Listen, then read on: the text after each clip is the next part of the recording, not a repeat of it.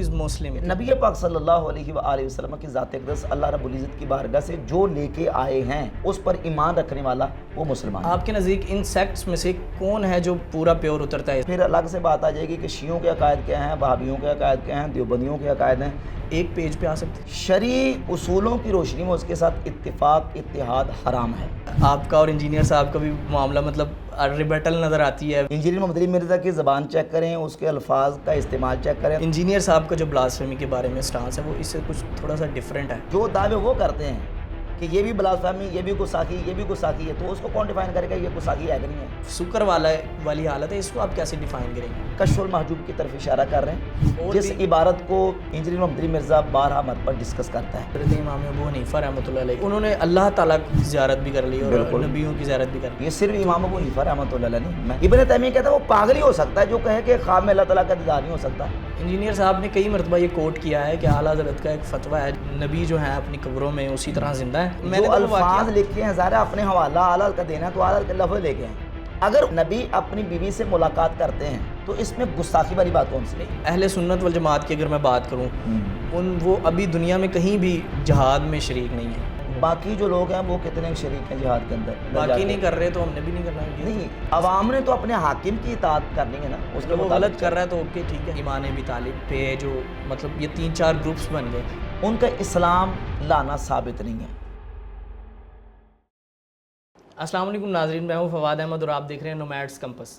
ناظرین، آج جس شخصیت سے ہم گفتگو کریں گے محقق ہیں، مناظر ہیں، مولانا ہیں، میری مراد ہے جناب راشد محمود رضوی صاحب سے۔ السلام علیکم سر، کیسے وعلیکم مزاج ہیں؟ السلام ورحمۃ اللہ وبرکاتہ۔ سب سے پہلے تو بہت شکریہ کہ آپ نے اپنے قیمتی وقت میں سے ہمیں وقت دیا۔ جزاک اللہ، آپ بھی تشریف لائے، آپ اپنے سوالات کا آغاز کریں۔ اور میں تھوڑا سا ناظرین کو گزارش یہ کر دوں کہ یہ ہمارے ماشاءاللہ فواد احمد بھائی ہیں، ان کی خواہش تھی کہ کچھ سوالات کا سیشن ہو۔ یہ کچھ اپنے ساتھیوں کی طرف سے کچھ سوالات لے کے آئے تھے، ان سوالات کے جوابات لینا چاہتے تھے تو میں نے ان کو ویلکم کیا۔ یہ تشریف لائے ہیں تو اپنے سوالات کا یہ آغاز کریں گے۔ میرا مقصد بھی، میں بھی تھوڑی سی تمہید باندھوں گا، میرا مقصد بھی آپ سے علم حاصل کرنے کے لیے یہ سوال کرنا ہے، نہ کہ کسی وہ معاملے کے لیے۔ جی جزاک اللہ۔ تو سب سے پہلے مولانا میرا آپ سے سوال ہے کہ آپ کا یہ جو تعلیمی سفر تھا وہ کیسا رہا؟ اور تعلیمی سفر کے حوالے سے میں مختصر آپ کے سامنے بیان کر دیتا ہوں کہ میں نے بحمد اللہ تعالیٰ ہمارے ہاں جو پاکستان میں مدارس کا جو تعلیمی نظام ہے اس میں درس نظامی ہے، عالم کورس جسے کہتے ہیں 8 سالہ، بحمد اللہ میں نے وہ بھی مکمل کیا ہے۔ اور فارسی سے لے کر عالم کورس تک یعنی دورۃ الحدیث تک، پھر اس کے بعد تخصص فی الفقہ الاسلامی جسے مفتی کورس کہتے ہیں، میں نے مفتی کورس بھی الحمدللہ جامعہ نعیمیہ لاہور گڑی شاہ سے کیا ہے۔ اس کے بعد الحمدللہ عرصہ دراز سے میں اسی تعلیم و تعلم اور تدریس کے سلسلے میں اسی شعبے کے ساتھ وابستہ ہوں الحمدللہ آج تک۔ ماشاءاللہ آپ کی کافی خدمات ہیں۔ میرا سب سے پہلا آپ سے سوال یہ ہے کہ شریعت کی ڈیفینیشن کیا ہے؟ سب سے زیادہ استعمال ہوتا ہے، یہ اصطلاح استعمال ہوتی ہے شریعت کی، ہر عالم کے نزدیک یہ اصطلاح استعمال کی جاتی ہے، تو اس کی ڈیفینیشن کیا ہے؟ ٹھیک، دیکھیں یہ مختلف اصطلاحات ہیں یا یوں کہہ لیں کہ اطلاقات ہیں۔ دین، شریعت، مسلک، مذہب اور مشرب۔ دین وہ جو تمام انبیاء علیہم الصلوات و تسلیمات کی مشترکہ اور متفقون علیہ تعلیمات ہیں، اس کے لیے دین کا اطلاق کیا جاتا ہے، اور ان مجموعی تعلیمات میں سے توحید، رسالت اور آخرت، یہ وہ تعلیمات ہیں جس پر دین کا اطلاق کیا جاتا ہے۔ اب آگے آ جاتے ہیں احکامات، یعنی حلال و حرام کا بیان، کون سی چیزیں حلال ہیں، کون سی چیزیں حرام ہیں، کون سی چیزیں جائز ہیں، کون سی چیزیں ناجائز ہیں، تو ان کے اوپر اطلاق ہوتا ہے شریعت کا، یعنی وہ رستہ جس پر نبی اور نبی کی امت چلتے ہیں، یوں کہہ لیں شریعت کا معنی بھی رستہ ہے، راستہ۔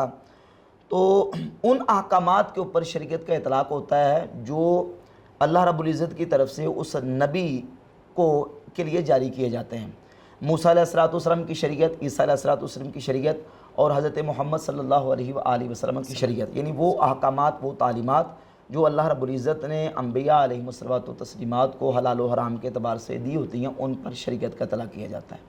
اسی طریقے سے پھر آگے تفصیلات ہیں، مسلک ہے، مذہب ہے، اور مسلک جو ہے اس کا اطلاق جو ہے وہ عقیدے کے لیے کیا جاتا ہے جیسے جسے فرقہ کہتے ہیں، اور اسی طرح مذہب جو مجتہدین کی فقہی آراء ہیں ان پر مذہب کا اطلاق کیا جاتا ہے، اور صوفیہ کے ہاں جو ان کا تصوف کا ایک سلسلہ ہے اس پر مشرب کا اطلاق کیا جاتا ہے، جیسے قادری، چشتی، سہروردی، نقشبندی یہ مشرب ہیں، اور حنفی، حنبلی، مالکی، شافعی یہ مذہب ہیں، اور اہل سنت و جماعت یہ مسلک ہے۔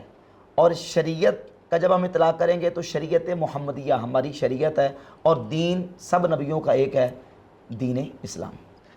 ٹھیک ہے، آپ نے بڑی خوبصورت ڈیفینیشن کی۔ اس شریعت کی روح سے مسلمان کی کیا ڈیفینیشن ہوگی؟ ہو از مسلم؟ کیونکہ ابھی ہم بہت سارے فرقوں میں بھی بٹے ہوئے ہیں، تو میں اس حوالے سے پوچھنا چاہ رہا ہوں کہ مسلمان سرین وہ کیا ہوگا، پیور جو ہوگا؟ دیکھیں، مسلم کا اطلاق بھی قرآن و سنت میں جو ہے وہ دو جگہ پہ ہوا ہے۔ مسلم مومن کے معنی میں بھی قرآن و سنت میں آیا ہے، اور مسلم کا لفظی معنی ہے اپنی گردن کو جھکا دینے والا، یعنی جو شریعت کے اسلام کے احکامات ہیں ان پر عمل پیرا ہونے والا، اور اپنی گردن کو جھکا کے اللہ رب العزت اور اس کے رسول کی اطاعت و فرما برداری کرنے والا، اس کو مسلم کہا گیا ہے۔ مومن کے معنی میں بھی قرآن و سنت میں استعمال ہوا ہے، اور مطیع و فرما بردار کے معنی میں بھی مسلم استعمال ہوا ہے۔ اب مسلم کی خاص ڈیفینیشن، ظاہر ہے مسلم جو ہے یہ کافر کی ضد ہے۔ الاشیاء تعرف باضدادها، یہ اصول ہے کہ اشیاء اپنی ضد کے ساتھ پہچانی جاتی ہیں۔ بالکل۔ مسلم کی ضد کافر ہے۔ کافر کسے کہتے ہیں؟ کافر وہ ہے، علماء نے اس کی تعریف کی ہے، تکذیب النبی صلی اللہ علیہ وآلہ وسلم فی بعض ما جاء بہ من عند ربہ، جو نبی پاک صلی اللہ علیہ وآلہ وسلم اللہ رب العزت سے لے کے آئے ہیں ان میں سے کسی چیز کا انکار، ان میں سے کسی چیز کی تکذیب کرنے والا اسے کافر کہتے ہیں، یعنی ان میں سے کسی چیز کی تکذیب کرے وہ کافر ہے، اور جو ان تمام چیزوں کو ماننے والا ہے اور اس پر ایمان رکھتا ہے وہ مسلمان ہے۔ اچھا، ہمارے ہاں کافی سیکٹس ہیں، 2-3 سیکٹس تو بہت پرومیننٹ ہیں، تو جیسے دیوبند ہے، اہل حدیث ہے، اہل تشیع ہیں، ان کے ہاں بھی یہی ڈیفینیشن ہے مسلمان کی؟ دیکھیں، جو میں نے آپ کے سامنے چیز بیان کی ہے، قرآن و سنت کے آپ مجموعی دلائل کو دیکھتے ہیں تو یہی قرآن و سنت کی روشنی میں مسلم کی جو تعریف ہے وہ یہی سمجھ آتی ہے۔ ہمارے ہاں جو عام طور پہ مسلم استعمال ہوتا ہے، میں نے عرض کیا کہ اس کا اطلاق اگرچہ دو جگہ پہ ہوتا ہے، ایک مسلم مومن کے معنی میں اور ایک مسلم مطیع و فرمانبردار کے معنی میں۔ تو مسلم مومن کے معنی میں اس کا معنی اور اس کی تعریف یہ ہوگی کہ نبی پاک صلی اللہ علیہ وآلہ وسلم کی ذات اقدس اللہ رب العزت کی بارگاہ سے جو لے کے آئے ہیں اس پر ایمان رکھنے والا وہ مسلمان ہے۔ آپ کے نزدیک ان سیکٹس میں سے کون ہے جو قریب ترین اس ڈیفینیشن کی ہے، یا پورا پیور اترتا ہے اس ڈیفینیشن؟ دیکھیں، بات یہ ہے کہ جو شخص بھی صرف ان سیکٹس یا ان فرقوں کی بات نہیں ہے، فرقوں سے ہٹ کر بالا تر ہو کے جو بھی شخص نبی پاک صلی اللہ علیہ وآلہ وسلم کی جو تعلیمات جو ہم تک قطعی طریقے سے پہنچی ہیں اور وہ ضروریت دین کے درجے کی ہیں، ان میں سے کسی چیز کا انکار کرے گا تو وہ تو مسلمان نہیں کہلائے گا، اور جو ان ضروریت دین پر ایمان رکھنے والا ہے اور ان کا اقرار کرتا ہے وہ مسلمان ہے۔ جو ان میں سے کسی کا انکار کرے گا وہ کافر۔ اس کے لیے شیعہ سنی وہابی ہونے کی شرط نہیں ہے؟ یہ ایک پھر الگ سے بات آ جائے گی کہ شیعوں کے عقائد کیا ہیں، وہابیوں کے عقائد کیا ہیں، دیوبندیوں کے عقائد ہیں، یہ پھر اس کے لیے مجھے تفصیلاً بولنا پڑے گا، پہلے ان کے عقائد ڈسکس کرنے پڑیں گے کہ جو ان عقائد کا حامل ہے، مثلا روافظ ہیں، رافضی ہیں، وہ روافظ جو قرآن کریم کو ناقص مانتے ہیں، اس وقت جو ہمارے ہاتھوں میں قرآن مجید مسلمانوں کے پاس موجود ہے، اس قرآن کو جو ناقص مانتے ہیں وہ روافظ ہمارے نزدیک مسلمان نہیں ہیں۔ اسی طرح جو روافظ ائمہ اہل بیت کو انبیاء کے برابر یا انبیاء سے افضل مانتے ہیں وہ بھی ہمارے اہل سنت و جماعت کے ہیں، بلکہ اجماعی طور پہ وہ ہمارے نزدیک مسلمان نہیں ہیں۔ اسی طریقے سے علماء دیوبند کی جو کفریہ عبارات ہیں، جو ان کفریہ عبارات کے قائل ہیں یا ان قائلین کے کفر پر مطلع ہونے کے بعد بھی ان کو مسلمان جانتے ہیں تو ان پر بھی وہی حکم ہے۔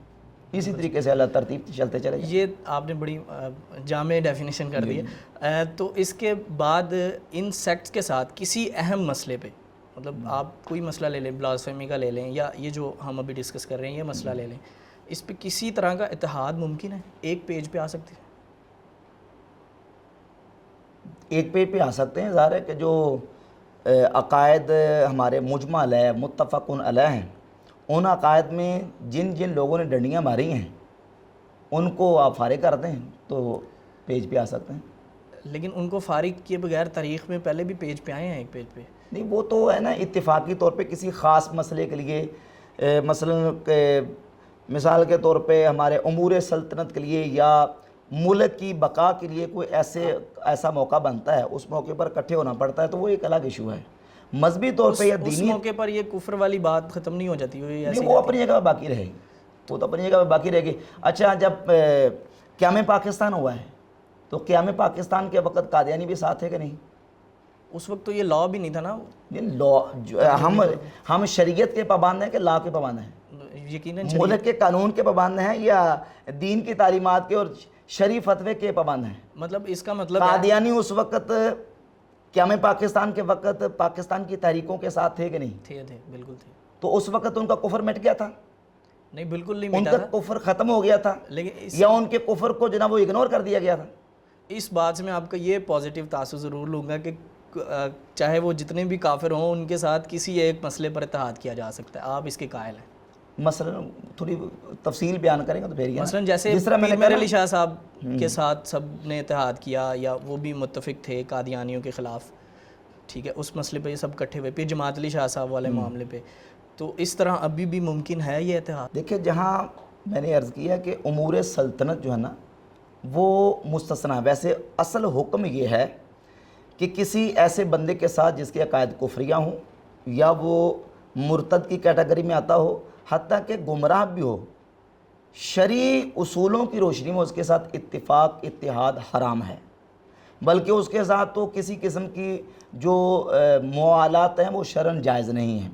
ہاں, جہاں کہیں امور سلطنت کا مسئلہ آ جائے, اعلیٰ حضرت امام اہل سنت رحمۃ اللہ علیہ نے فتاویٰ رضویہ کے اندر لکھا ہے کہ جو امور سلطنت ہے وہ اس سے مستثنیٰ ہے. کہیں ایسا موقع بن جائے تو وہ صورت مستثنیٰ ہے. ایسی کوئی مثال صحابہ کرام یا انبیاء میں ملتی ہے کہ کفار سے اس طرح کا کوئی اتحاد ہوا ہو امور سلطنت کے حوالے سے؟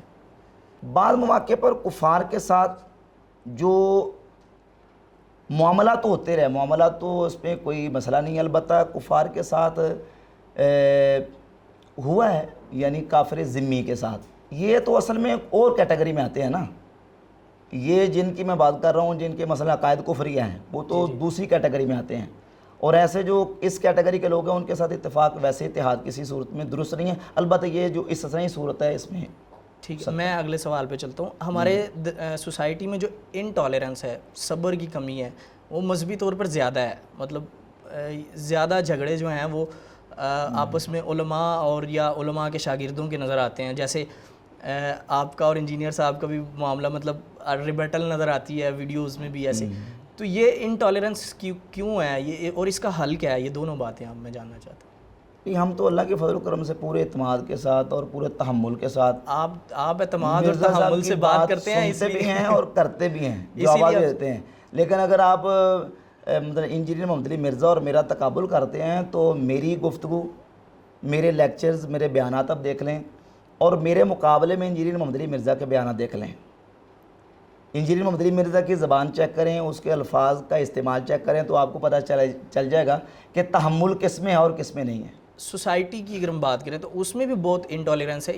آپ تو ویڈیو تحمل سے بنا دیتے ہیں, لیکن جو شاگرد ہیں وہ ہمارے سے چھوٹے, جو آپ سے چھوٹے شاگرد ہیں جیسے میں ہوں یا اور نوجوان ہیں, وہ آپس میں جھگڑ پڑتے ہیں. یا صرف انجینئر صاحب کی صرف بات نہ کی جائے, ویسے بھی سیکٹس کی آپس میں معاملات ہوتے رہتے. اس انٹالرنس کو کیسے آپ ڈیفائن کریں اور کیسے اس کو ٹھیک کیا جا سکتا ہے؟ انٹالرنس تو ہے نا, اس کا تو انکار نہیں کیا جا سکتا. تو دیکھیں, وہ تو پھر ایجوکیٹ کیا جائے قوم کو, ان کو سمجھایا جائے, بتایا جائے اور علم دیا جائے. علم آئے گا تو انشاءاللہ یہ ٹالرنس اور تحمل پیدا ہو جائے گا. میں بتا تو رہا ہوں کیسے ہوگا. علم آئے گا, معلومات ملیں گی, اور پھر انشاءاللہ سارا کچھ صحیح ہو جائے گا. اچھا, انٹالرنس میں ہی ایک کیٹیگری جو ہے وہ ہے بلاسفیمی لا کی. یہ جو ریسنٹلی کافی سارے معاملات ہوئے جو انبیاء کی گستاخی کے حوالے سے, قرآن کریم کے معاملے کے حوالے سے, یا صحابہ کرام کی گستاخی کے معاملے سے, اس پہ آپ کا کیا سٹانس ہے؟ شرعی طور پہ اس کی کیا سزا ہے بلاسفیمی کی؟ انبیاء پہ بھی رہتے ہیں کہ اگر کوئی انبیاء کی گستاخی کرے تو اس کی کیا سزا ہے, اور شریعت میں وہ سزا کیسے نافذ ہوگی؟ دیکھیے اس میں تو کوئی شک و شبہ نہیں، یہ تو مجمل ہے اور متفقن علیہ بات ہے کہ جو شخص انبیاء علیہ الصلوۃ و تسلیمات میں سے کسی کی گستاخی یا توہین کرتا ہے تو وہ واجب القتل ہے، اس میں تو کوئی دو رائے نہیں ہے، کوئی اختلاف نہیں ہے۔ البتہ یہ ہے کہ اب وہ سزا نافذ کون کرے گا؟ جیسے حدیث پاک موجود ہے صحیح بخاری کے اندر، من بدل دینہ فقتلوہ، جو اپنے دین کو بدل دے اس کو قتل کر دو۔ اسی طرح صحیح بخاری میں حدیث ہے خوارج کے بارے میں کہ جہاں تم ان کو پاؤ فقتلوہم، ان کو قتل کر دو۔ بعض مشرکین کے بارے میں بھی قرآن مجید میں ہے کہ ان کو جہاں تم پاؤ قتل کر دو۔ اب یہ جو قتل کرنے کا حکم نافذ کرنا ہے یا اس سزا کو نافذ کرنا ہے، یہ کس نے کرنا ہے اور ان احکامات کا مخاطب کون ہے؟ میں نے اس پر پورا ایک بیان بھی اپلوڈ کیا ہے اور دلائل کے ساتھ اعلیٰ حضرت امام اہل سنت امام احمد رضا خان محدث بریلوی رحمۃ اللہ تعالی علیہ کے باقاعدہ حوالہ جات میں نے دکھا کے یہ ثابت کیا ہے کہ اعلیٰ حضرت امام احمد رضا رحمۃ اللہ علیہ کا موقف یہ ہے کہ یہ جو سارے کام ہیں یہ حاکم وقت اور سلطان اسلام کا کام ہے۔ یہ احکامات حاکم نے نافذ کرنے ہیں، سلطان اسلام نے نافذ کرنے ہیں، کسی دوسرے شخص کو قانون ہاتھ میں لینے کی اجازت نہیں ہے۔ اور پھر ہمارے ملک میں ظاہر قانون بھی بنا ہوا ہے، تو قانونی چارہ جوئی کی جائے سب سے پہلے، اور جو نافذ کرنے والے ہیں احکامات ادارے ان تک اطلاع پہنچائی جائے۔ تو اگر وہ نہیں اس کو سیریس لیتے تو وہ ان کا مسئلہ ہے نا، تو کسی کو قتل کرنے کا حق نہیں ہے، یعنی کسی کو قانون ہاتھ میں لینے کی اجازت۔ یہ میں نے ریکارڈ کروایا ہوا ہے اور اس کا باقاعدہ انجینئر محمد مرزا نے حوالہ بھی دیا ہے میرے اس بیان کا، میں نے سنا ہوا وہ ان کا۔ لیکن بلاسفیمی انجینئر صاحب کا جو بلاسفیمی کے بارے میں سٹانس ہے وہ اس سے کچھ تھوڑا سا ڈیفرنٹ ہے، تو آپ وہ آپ نے اگر سنا ہے تو ٹھیک ہے، نہیں تو ہم چلا بھی دیں گے۔ وہ اس سٹانس کو آپ سمجھتے ہیں کہ وہ ٹھیک ہے؟ ان کا بیان کرنا کیا ہے؟ ان کا یہ ہے کہ بلاسفیمی کا لا جو ہے وہ اس طرح نہیں، پہلے ہم یہ نوعیت دیکھیں گے کہ گستاخی ہے بھی کہ نہیں، اور وہ یہاں پہ کوئی اہل نہیں ہے اس کے کہ وہ بتائے کہ گستاخی۔ نہیں، یہ تو بالکل باطل بات ہے۔ یہ یعنی دنیا میں جو مرضی کوئی اپنی زبان سے بکتا رہے تو اس کا مطلب یہ ہے کہ بلاسفیمی ہوئی نہیں ہے، یہ انہوں نے کہا ہے۔ تو اس کو پہلے اس کو چیلنج کرنا پڑے گا اس بات کو۔ جی، وہ بھی یہی کہتے ہیں کہ پہلے اس کو چیلنج کریں، بعد میں جو دعوے وہ کرتے ہیں کہ یہ بھی بلاسفیمی، یہ بھی گستاخی، یہ بھی گستاخی ہے، تو اس کو کون ڈیفائن کرے گا یہ گستاخی ہے کہ نہیں ہے؟ یعنی آپ وہ اپنے کمرے میں بیٹھ کے جس کو مرضی گستاخی ڈکلیئر کرتا رہے اور باقی علماء دین ان کے پاس کوئی اتھارٹی نہیں کہ وہ بتائیں کہ یہ گستاخی ہے، تو یہ علماء کا کام ہے، اصحاب فتویٰ کا کام ہے کہ وہ فتویٰ دیں گے اور اس فتوے سے واضح ہوگا کہ ہاں یہ بلاسفیمی ہے، یہ گستاخی کی کیٹیگری میں چیز آتی ہے، توہین رسالت کے زمرے میں چیز آتی ہے۔ اگر یہ توہین رسالت والے سارے واضح طور پر آپ نے کہا کہ وہ واجب القتل ہیں اور حکومت اس کے بارے میں جو بھی اقدام کرے گی، تو یہ جو سیکٹس ہیں ان کے بارے میں بھی اسی طرح کا تاثر ہے اہل سنت میں کہ وہ مطلب ان کے ہاں گستاخیوں والے معاملات ہیں، تو ان کے ساتھ کیا؟ بھائی بات یہ ہے کہ جس کا ثابت ہو جائے گا، یہ جو انجینئر صاحب ایک بہتان لگاتے ہیں بلکہ کہ امام حمزہ بریلوی نے حسام الحرمین میں لکھا کہ ان کو سب کو یہ سب واجب القتل، ان کا قتل کر دو، حالانکہ خود امام احمد رضا بریلوی رحمۃ اللہ علیہ نے حسام الحرمین کے حاشیے میں ہی لکھا ہے، جہاں جہاں حرمین طیبین کے علماء نے یہ بات لکھی نا کہ وہ واجب القتل، تو نیچے اس کے حاشیے میں لکھا ہے کہ بھئی یہ آپ نے تنبیہ ہے، آپ کو غور کرنا ہے آپ نے کہ یہ جو احکامات ہیں یہ وقت کے حاکم کے لیے ہے، قانون ہاتھ میں لینے کی اجازت نہیں ہے۔ تو باقی جو فرقوں کے حوالے سے بات ہے کہ جس کی بھی گستاخی ثابت ہوگی، جو بھی توہین رسالت کا مرتکب ہوگا، وہ کسی بھی فرقے سے تعلق رکھتا ہو، چاہے وہ اپنے آپ کو کوئی بھی، چاہے وہ اپنے آپ کو بریلوی کہتا ہو، تو گستاخی ہے نا، جو بھی کرے گا اس کو ہم گستاخی کی کیٹیگری میں لے کے آئیں گے۔ ٹھیک ہے، اب میں قادیانیوں کے حوالے سے ایک خاص تاثر دیا جاتا ہے کہ اہل سنت کا شاید یہ موقف ہے کہ ان سب کو قتل کر دو جہاں بھی قادیانی کو ملے، اس حوالے سے آپ کا؟ اچھا مجھے یہ بتائیں کہ ہمارے پاکستان میں قادیانی توبہ کر کے مسلمان ہوئے ہیں؟ کتنے لوگ ہیں جو دعویٰ کرتے ہیں کہ ہم بھائی قادیانیوں سے مسلمان ہوئے ہیں؟ بالکل کرتے ہیں۔ اچھا پاکستان کے اندر قادیانیوں کے مراکز ہیں؟ بالکل۔ ان کی عبادت گاہیں ہیں؟ بالکل ہیں۔ ان کے مراکز ہیں، تو کیا لوگ روزانہ تلواریں لے کے ان کے مراکز میں چلے جاتے ہیں؟ روزانہ تو نہیں، لیکن منتھلی تو کوئی نہ کوئی ایشو ہوا ہی ہوتا ہے۔ دیکھیں وہ چیزیں ہوتی ہیں جذباتی طور پہ، بعض مقامات پہ اس طرح کی چیزیں ہوئی ہیں، لیکن اوورآل تو ایسا نہیں ہوتا۔ تو ان چیزوں کے لیے آپ کا کیا موقف ہے؟ اس طرح تو قانون بنانا ہے پاکستان کے اندر، ملک کے اندر قانون موجود ہے تو قانون کے حساب سے چلنا چاہیے، قانون ہاتھ میں نہیں لینا چاہیے۔ تو وہ قادیانی تو اس قانون کو مانتے ہی نہیں، تو اس حوالے سے کوئی قانون نہیں۔ بھائی آپ کے لیے تو قانون ہے نا جی کہ آپ قانون ہاتھ میں نہیں لے سکتے، وہ قادیانی نہیں مانتے، لیکن پاکستان کا قانون تو آپ کے لیے تو ہے نا، بالکل، تو آپ تو مانے نا قانون کو۔ ٹھیک ہے۔ اچھا، دو قانون ہیں جن کو کمپیریٹیولی، پہلے تو شاید یہ نہیں تھا تاثر، لیکن انجینئر محمد علی مرزا صاحب نے اس پہ پوری ویڈیو بنائی ہے اور ان کا پورا بیان ہے اس پہ کہ بلاسفیمی سے بڑا گناہ ہے شرک۔ تو آپ اس کو کیسے کمپیریٹیولی کیسے دیکھتے ہیں، شرک کو اور بلاسفیمی کو؟ کیونکہ شرک کا تو براہ راست ہے نا کہ یہ معافی نہیں ہے اس کی کوئی، لیکن بلاسفیمی کے بارے میں وہ سمجھتے ہیں کہ کچھ نہ کچھ نکل سکتا ہے۔ طارق صاحب نے بھی بیان دیا ہوا ہے کہ اس میں کچھ نہ کچھ ہیلا نکل سکتا ہے، تو اس بارے میں آپ کا کیا تاثر ہے؟ دیکھیں، شرک تو سب سے بڑا گناہ ہے، اس میں کوئی شک نہیں ہے، اور توہین رسالت بھی چھوٹا گناہ نہیں، یہ بھی بڑے گناہوں میں سے ہے۔ البتہ یہ ہے کہ ہمارے جو ائمہ مجتہدین اور بڑے اکابر علماء ہیں، جب گستاخی رسول اور اہانت رسول کے حوالے سے فتوے لکھتے ہیں تو اس میں ایک بہت بڑی تعداد ہے علماء کی کہ جنہوں نے اس کو صراحت کے ساتھ لکھا ہے کہ چونکہ توہین رسالت کا تعلق یعنی حقوق اللہ کے ساتھ بھی ہے اور حقوق العباد کے ساتھ بھی ہے، رسول اللہ صلی اللہ علیہ وسلم کے ذات اقدس کا بھی اس میں حق ہے، تو توہین رسالت کرنے والا وہ اس اعتبار سے مجرم ڈبل ہو جاتا ہے کہ اس نے اللہ رب العزت کے حق کو بھی پامال کیا ہے اور رسول اللہ صلی اللہ علیہ وسلم کے حق کو بھی پامال کیا ہے۔ شرک کرنے والا اگر وہ توبہ کرتا ہے تو اللہ رب العزت کا اعلان ہے کہ اگر وہ سچے دل سے توبہ کرتا ہے تو اس کی معافی ہے۔ اب توہین رسالت کرنے والا اگر کوئی شخص وہ اس طرح اہانت کرتا ہے، گستاخی کرتا ہے، تو عند اللہ تو اس کی توبہ قابل قبول ہے، اس میں اجماع ہے، اس میں کوئی اختلاف نہیں ہے، لیکن عند الناس یا عند القاضی، امت کے بڑے بڑے جو اکابر علماء اور مجتہدین ہیں، ان کا فتویٰ یہ ہے کہ اس کی عند القاضی جو وہ معافی نہیں ہے۔ البتہ جو ہمارے ائمہ احناف ہیں، جو ہمارے بڑے ائمہ، امام اعظم ابو حنیفہ رحمۃ اللہ علیہ، امام ابو یوسف رحمۃ اللہ علیہ اور امام ابو جعفر طحاوی علیہ رحمہ، وہ کہتے ہیں کہ اگر وہ توبہ کر لیتا ہے یقبل ولا تقتل، تو اس کی بھی توبہ قبول کر لی جائے گی۔ مطلب کوئی گستاخی کر کے توبہ کرتا ہے تو اس کی توبہ قبول کی جائے؟ توبہ قبول کر لی جائے گی، یہ ائمہ احناف کا موقف ہے۔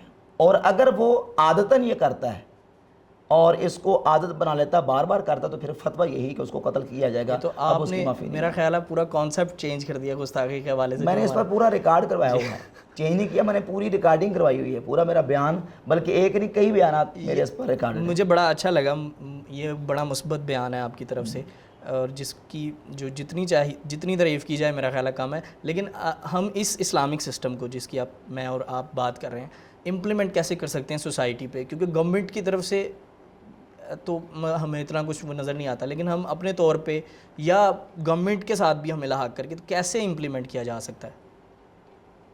امپلیمنٹ تو دیکھیں نا، قانون بنا ہوا ہے، اب یہ جو حکمران ہیں ہمارے، انہوں نے اس کو اپلائی کرنا ہے۔ ہمارا کوئی مطلب ہمیں ہم انفرادی طور قانون ہاتھ میں نہیں لے سکتے، ورنہ پھر یہ ہے کہ من بدل دینہ فقتلہ، جو مرتد ہو جو اس کو قتل کر دو، یہ صحیح بخاری کی حدیث ہے، تو جو بھی دیکھیں گے ہم اس کو پکڑ کے پھر تو سارے ایک دوسرے کو قتل کر دیں گے۔ اچھا، میرا اگلا سوال آپ سے مولانا یہ ہے کہ صوفیزم کے بارے میں اکثر بات کرتے ہیں، ہم نے علماء کو دیکھا ہے، کیا یہ کوئی الگ ٹرم ہے اسلام سے؟ اس کو بہت زیادہ کریٹیسائز کیا جاتا ہے انجینئر محمد علی مرزا صاحب کی طرف سے بھی۔ میرا خیال ہے ان کی ڈیبیٹ کی جو اگر 4 نیتیں ہیں تو 3 یہی ہیں کہ صوفیزم جو ہے اس نے بگاڑ پیدا کیا ہے۔ ابھی انہوں نے پچھلے دنوں طاغوت بھی کہا صوفیزم کو، تو اس حوالے سے آپ کا کیا خیال ہے؟ دیکھیں، یہ تعصب ہے، تشدد ہے، صوفیت یا تصوف یہ دین کا ایک شعبہ ہے۔ اگر ہم احادیث کی کتابوں کو اٹھا کر دیکھتے ہیں تو احادیث کی کتابوں کے اندر کتاب الزہد، کتاب الرقاق، کتاب الآداب کے نام سے ہمیں مختلف چیپٹرز اور ابواب ملتے ہیں۔ تو گویا کہ زہد، اخلاق، رقاق اور آداب، ان کے اوپر عملی طور پر پریکٹیکل طریقے سے عمل کرنا اور اس کی آگے تربیت کرنا، یہ اصل تصوف ہے۔ تو جیسے محدثین جو حدیث کی فیلڈ کے ساتھ تعلق رکھتے ہیں، علم حدیث سے شغف رکھتے ہیں، ان کو محدثین کہا جاتا ہے، یا اہل الحدیث یا اصحاب الحدیث کہا جاتا ہے، محدثین کہا جاتا ہے۔ جیسے حدیث ایک فیلڈ ہے دین کی، اسی طرح تفسیر ایک الگ سے علم ہے، اسی طرح سیرت اور تاریخ الگ سے علم ہے، اسی طریقے سے تصوف ایک علم ہے۔ جس طرح میں نے آپ کے سامنے اشارہ کیا کہ یہ تصوف جو ہے یہ اصل اس کی جو ہے وہ زہد، اخلاق اور رقاق ہے۔ ایسی تعصب اور تشدد سے یہ کہنا ہے کہ جناب یہ الگ سے ایک دین ہے، اور جس طرح انجینئر محمد علی مرزا نے پچھلے دنوں تصوف کو طاغوت کیا، یہ صرف سینہ زوری اور تحکم ہے اور ایک تعصب ہی کا نتیجہ ہے۔ صوفیزم کی بات آتی ہے نا، تو انجینئر صاحب کے 2-3 طرح کے موقف آتے ہیں۔ اس میں سے ایک ہے سکر کی حالت جو کسی پر آ جاتی ہے، اور وہ اس کے اوپر انہوں نے کافی ساری ویڈیوز، اور وہ مطلب جس طرح انہوں نے بات کی آپ بہتر جانتے ہیں، یہ جو ہمارے علماء ہیں یا جو ہمارے صوفی ہیں، ان کا یہ جو سکر والی حالت ہے، اس کو آپ کیسے ڈیفائن کریں گے؟ دیکھیں، علماء نے یہ لکھا ہے اصول کہ لا مشاہدہ فی الاصطلاح، ہر فن کی اپنی اپنی اصطلاحات ہیں، محدثین کے ہاں اپنی اصطلاحات ہیں، فقہا کے علم کے اندر ان کی اپنی اصطلاحات ہیں۔ جو جس فیلڈ اور فن کے ساتھ وابستہ ہے وہ اپنے فن کے اندر اپنی اصطلاح کے مطابق گفتگو کرتا ہے، بات کرتا ہے۔ میں آپ کا اشارہ یہ سمجھا ہوں کہ شاید آپ کشف المحجوب کی طرف اشارہ کر رہے ہیں، جس عبارت کو انجینئر محمد علی مرزا 12 مرتبہ ڈسکس کرتا ہے۔ ایک اور عبارت بھی، اگر آپ نے عبارت کا نام لیا ہے تو وہ مطلب کہ پہلے میرا جھنڈا جو ہے وہ بڑا ہوگا۔ دیکھیں کشف المحجوب کے اندر سکر والی بحث جو ہے نا صاحب والی، یہ کشف المحجوب کے اندر ہے، جہاں سیدنا داتا علی ولی رحمۃ اللہ علیہ نے سکر اور صاحب کی گفتگو کی ہے، تو سب سے پہلے انہوں نے سکر کی تعریف کی ہے کہ میں جو سکر کی گفتگو یہاں شروع کرنے لگا ہوں، سکر کس کو کہتے ہیں؟ انہوں نے کہا سکر کہتے ہیں غلبہ محبت حق تعالی، اللہ رب العزت کی محبت کا غلبہ، یعنی جس میں انسان کے اپنے افعال، اپنے اختیار کی نفی ہو جاتی ہے اور بندے کا فعل اللہ رب العزت کی طرف منسوب ہوتا ہے۔ اس میں بندہ اللہ رب العزت کی محبت میں اس قدر مستغرق ہوتا ہے کہ اللہ رب العزت بندے کے فعل کو اپنی طرف منسوب کرتا ہے اور بندے کے فعل کی اپنی ذاتی اس کے اختیار کی نفی ہو جاتی ہے۔ یہ سکر کی انہوں نے تعریف کی ہے، اور اس کے بعد پھر انہوں نے قرآن مجید کی آیات کو پہلے بنیاد بنا کے تو انہوں نے کہا کہ دیکھیے کہ قرآن مجید میں اللہ رب العزت فرماتا ہے وَمَا رَمَيْتَ إِذْ رَمَيْتَ وَلَكِنَّ اللَّهَ رَمَا، کہ اے نبی جو کینکریاں یا پتھر جو آپ نے پھینکے وہ آپ نے نہیں پھینکے، وہ تو اللہ نے پھینکے۔ ید اللہ فوق ایدیہم، ان کے ہاتھوں پر اللہ کا ہاتھ ہے۔ یہاں جو کینکریاں یا پتھر پھینکے ہیں وہ نبی پاک علیہ السلام نے پھینکے ہیں، لیکن اللہ رب العزت نبی پاک علیہ السلام کے فعل کی نسبت اپنی طرف کر رہے ہیں کہ وہ اللہ نے پھینکے ہیں۔ تو ان چیزوں کو بنیاد بنا کے انہوں نے گفتگو کی ہے۔ اب کوئی بندہ یہاں یہ معنی لے لے کہ سکر کا معنی یہ ہے کہ جس میں انسان جو ہے نا وہ نشے کی حالت میں ہوتا ہے، تو یہ اس کا یہاں معنی لینا غلط ہے۔ کشف المحجوب میں جہاں انہوں نے گفتگو کی ہے وہ خود پہلے سکر کی تعریف کر رہے ہیں، اور سکر کی تعریف ڈیفینیشن کرنے کے بعد اس کی آگے گفتگو انہوں نے شروع کی ہے۔ میں اس سوال کے حوالے سے نا، یہ ایک سوال ہے، جب میں آپ سے انٹرویو لینے آ رہا تھا نا، جتنے بھی لوگوں سے میں نے بات کی نا، انہوں نے مجھے اس سوال پہ بڑی توجہ دلائی، اس لیے میں اس کو تھوڑا سا اور جو ہے نا بڑھا رہا ہوں کہ یہ اسی ایک سوال کی وجہ سے نا بہت سارے ینگسٹر جو ہے نا وہ اہل سنت سے یا آپ کے نزدیک وہ دین سے دور ہو گئے، ٹھیک ہے؟ تو اس حوالے سے میں تھوڑی سی اور، یہ آپ نے جو آیات سنائی اس میں کیا آپ کا یہ تاثر تو نہیں ہے کہ حضور اکرم صلی اللہ علیہ وسلم بھی حالت سکر میں تھے؟ نہیں، دیکھیے وہاں وہ جو ثابت کر رہے ہیں وہ یہ ثابت کر رہے ہیں کہ نبی پاک علیہ السلام کے جو افعال ہیں ان کو اللہ نے اپنی طرف منسوب کیا، ان کو اپنی طرف منسوب کیا ہے۔ جس حالت میں بندے کے فعل کو اللہ تعالیٰ اپنی طرف منسوب کرتا ہے تو اس میں بندہ اللہ کی محبت کے غلبے میں ہوتا ہے۔ اب نبی پاک علیہ السلام کی ذات اقدس کا تو معاملہ وراء الورا ہے نا۔ اب صوفیہ جب یہ استعمال کرتے ہیں نا ٹرم سکر والی، تو وہ کہتے ہیں کہ یعنی اس حالت کو کہ جس میں بندہ اللہ کی محبت کے غلبے میں ہے، اللہ کی محبت کا اس پر غلبہ ہے اور اس کے اپنے فعل کی نفی ہو جاتی ہے، اور جو بندہ کرتا ہے اس کا فعل اللہ کی طرف اس کے بعد منسوب جو ہوتا ہے۔ بیان وہ دیتا ہے سکر کی حالت میں کوئی صوفی، اور وہ اگر غیر شریعت کے واضح طور پر شریعت کے نافع ہو یا ڈائریکٹلی یا انڈائریکٹلی کسی بھی طرح شریعت کے نافع ہو، تو کیا اس کو ماننا چاہیے؟ بالکل ہرگز نہیں۔ تو دیکھیں یہ داتا صاحب کی کتاب میں جو یہ لائن ہے، یہ اس کے بارے میں پھر سن لینا پوری بات ہے۔ اسی بات کو امام ذہبی نے سیر و اعلام النبلاء کے اندر ذکر کیا ہے، اور انہوں نے صوفیہ کے وہ اوقات جب وہ غلبہ حالت کے وقت ہوتے ہیں نا، ان کے اوپر حالت کا غلبہ ہوتا ہے، یہ امام ذہبی نے سیر و اعلام النبلاء میں ذکر کیا۔ تو وہ کہتے ہیں کہ اس وقت ان سے قلم اٹھ جاتا ہے، اور یعنی ان کے معاملات کو اس وقت لپیٹ تو ختم کر دو، کیونکہ وہ اس حالت میں ہیں کہ جس وقت انسان کے اپنے فعل اور اپنے عمل کا اس کو اختیار نہیں رہتا، تو ایسی حالت میں شریعت کا قلم نہیں چلتا، اور ایسی حالت میں ان سے جو سرزد ہوئے افعال ہیں یا ان سے اقوال ظاہر ہوتے ہیں وہ قابل تقلید اور قابل اتباع نہیں ہیں۔ تو یہ لکھے کیوں گئے پھر کتابوں میں؟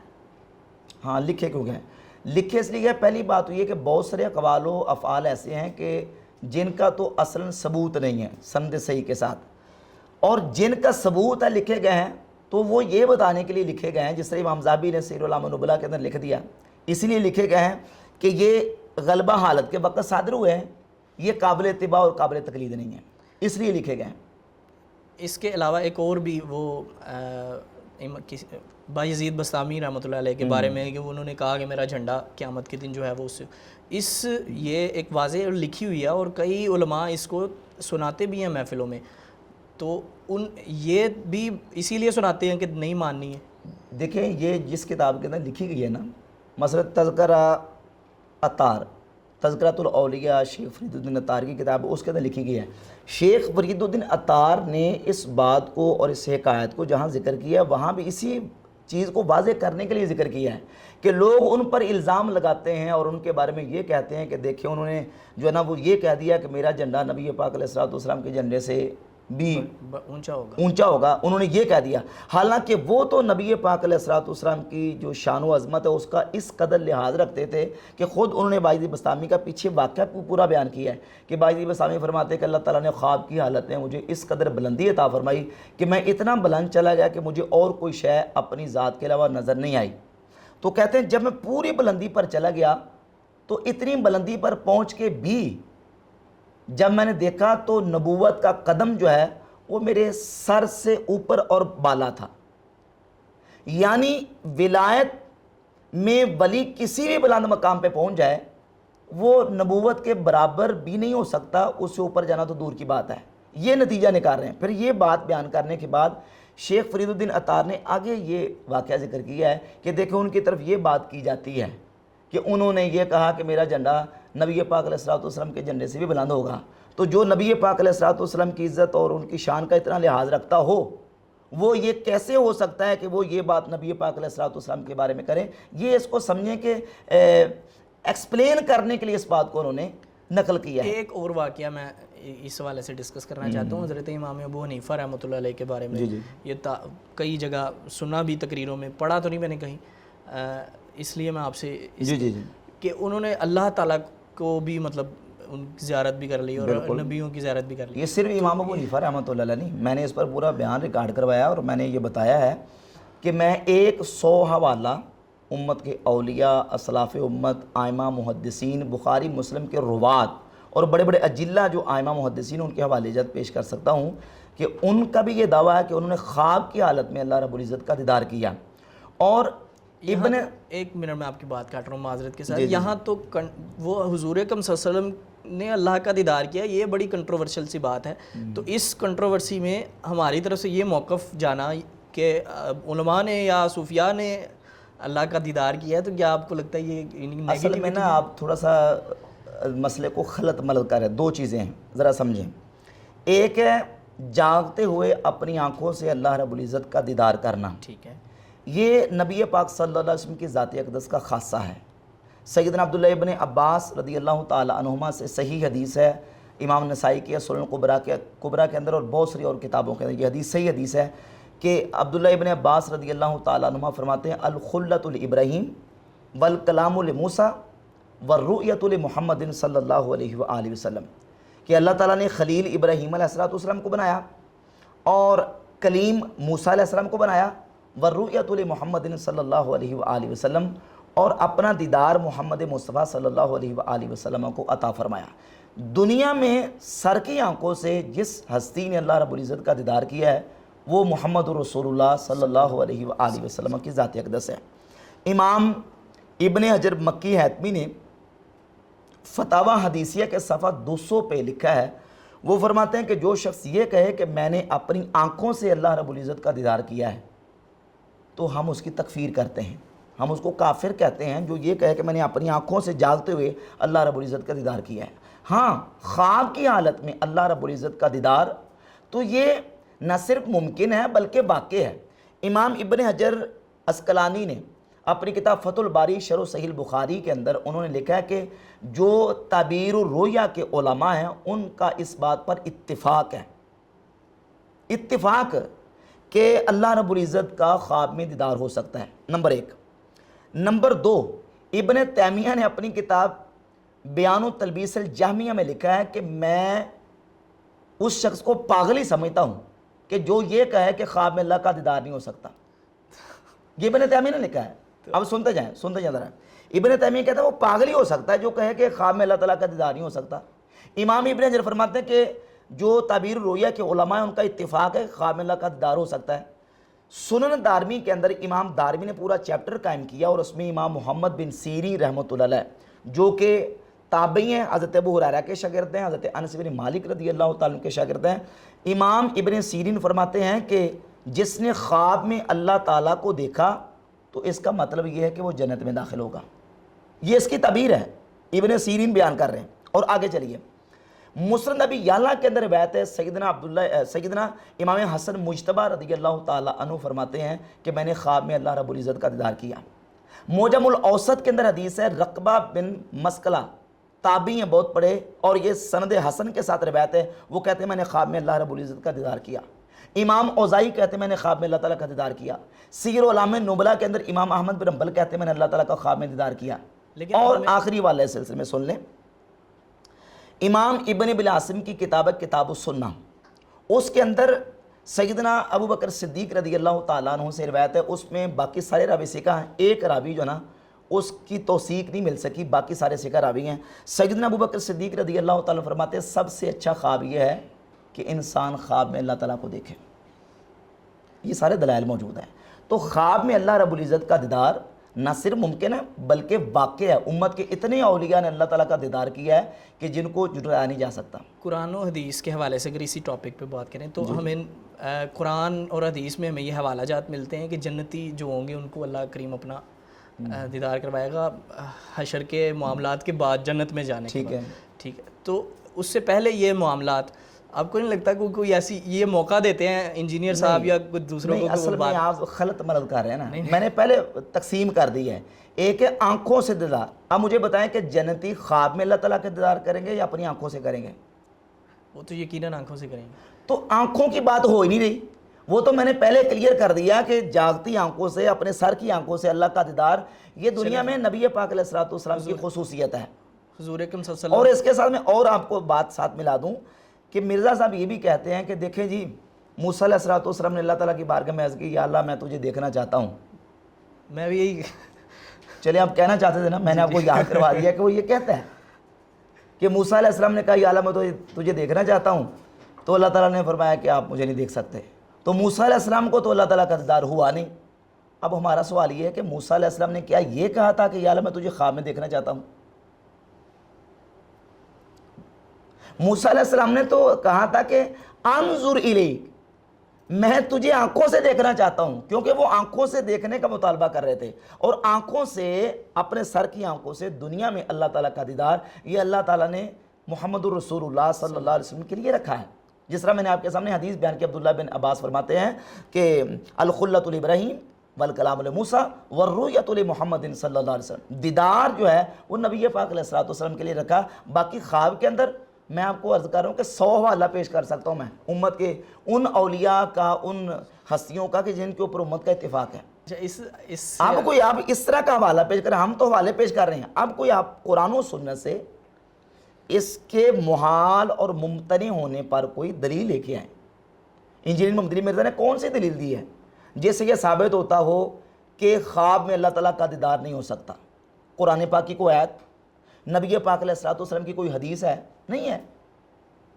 تو پھر اس کو محال اور ناممکن کیسے ثابت کر رہے ہیں؟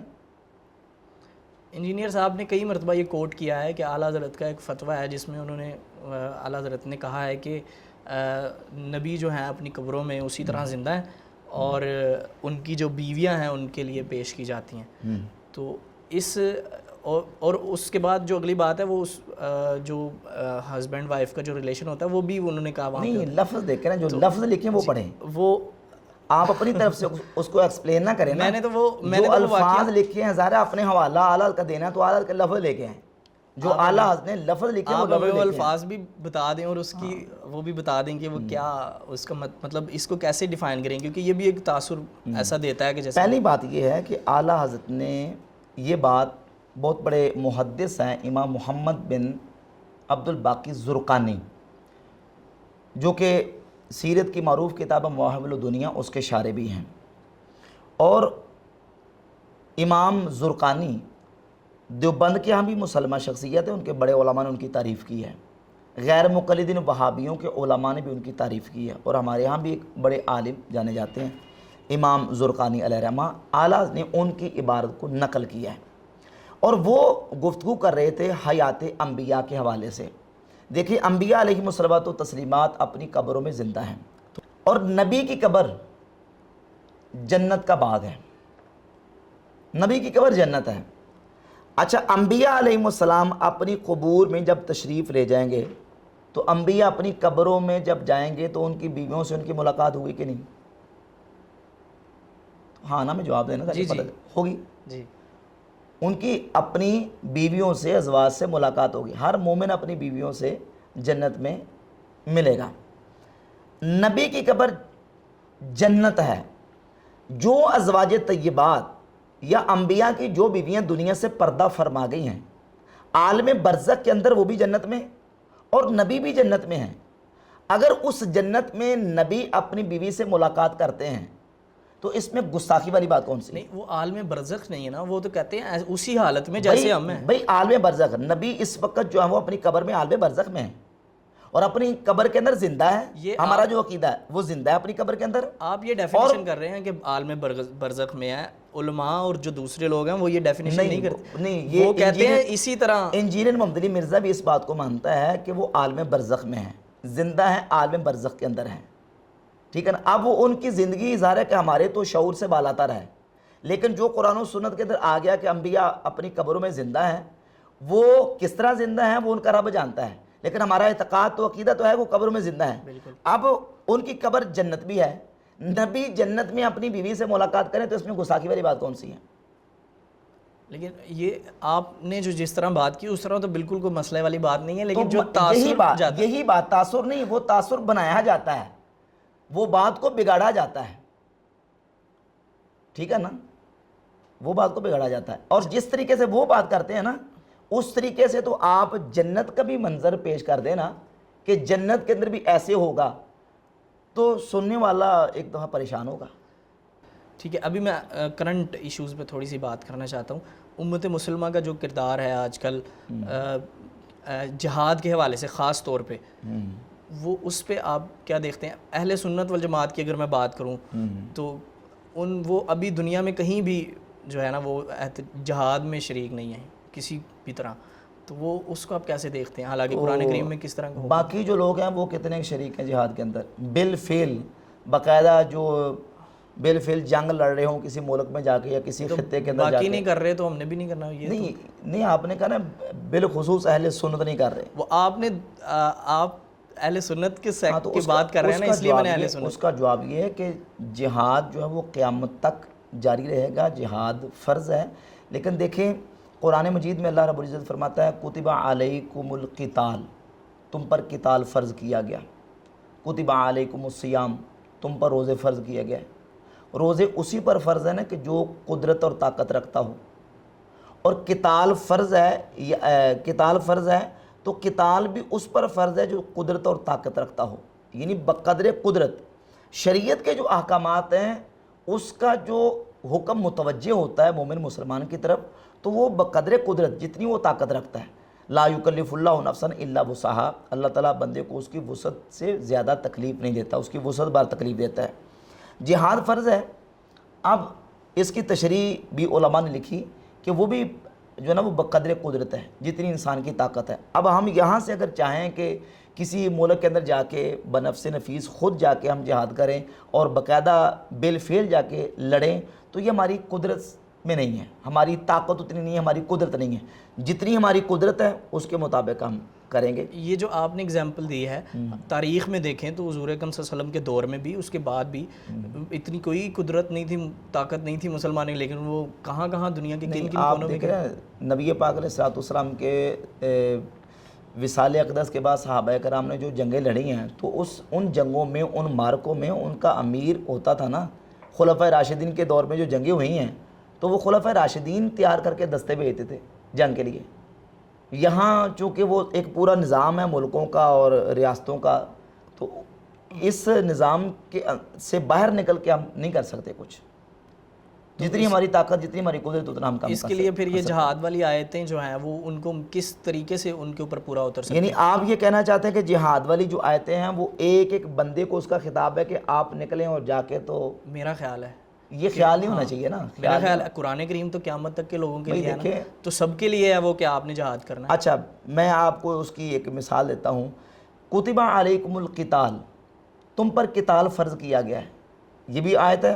اور کتب علیکم القصاص، تم پر قصاص فرض کیا گیا ہے، یعنی اگر آپ کا کوئی شخص جو ہے نا وہ قتل ہو جاتا ہے تو اس کے بدلے میں قاتل کو قتل کرنا فرض کیا گیا ہے، حکم دیا گیا ہے۔ تو وہ جو قاتل کو قتل کرنا ہے وہ کون کرے گا؟ آپ کریں گے، Obviously فرض کیا گیا ہے، جی آپ کریں گے۔ نہیں، وہ تو آپ پہلے بتا چکے ہیں کہ وہ حکومت کا ذمہ داری ہے۔ تو بھئی اس میں بھی حکومت کا اور مسلمان حکمران اور جو سلطان اسلام ہے اس کو خطاب ہے اس کا۔ سب سے پہلے اس کا مخاطب وہ ہے۔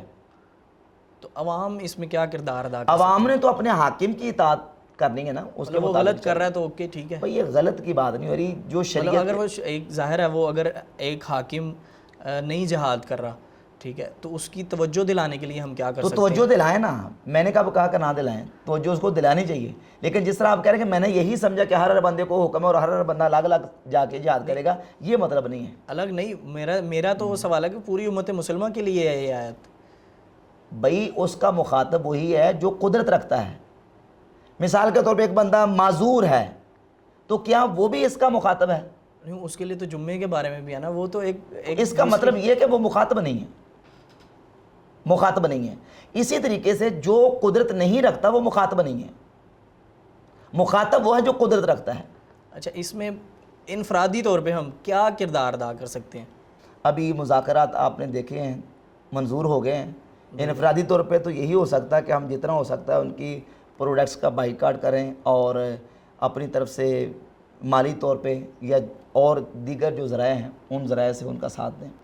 ٹھیک ہے، ابھی پچھلے کچھ عرصے میں، کچھ 4-5 سال میں اہل سنت میں کچھ گروپس سامنے آئے ہیں جو حضرت ابوبکر صدیق کی ولایت پہ جو ان کا تھا، ان کی افضلیت پہ، ٹھیک ہے، اور پھر حضرت امیر معاویہ رضی اللہ تعالیٰ عنہ کے بارے میں، یا پھر ایمان ابی طالب پہ، جو مطلب یہ 3-4 گروپس بن گئے ہیں۔ آپ اس کے بارے میں ان کو کیسے دیکھتے ہیں؟ ان کو اکٹھا کیا جا سکتا ہے یا ان میں سے کس گروپ کے جو ہے نا وہ آپ؟ یہ تقریباً یوں سمجھ لیں کہ اہل سنت کے نظریات سے جو متصادم یہ نظریات جو جمہور اور اجماعی ہمارے عقائد و نظریات ہیں جمہور کے اور ہمارے اجماعی عقائد ہیں، ان کے خلاف جو ایک ٹولہ کہہ لیں یا ایک طبقہ الگ وقوع پذیر ہوا ہے، یہ تقریباً تینوں انہی کے نظریات ہیں۔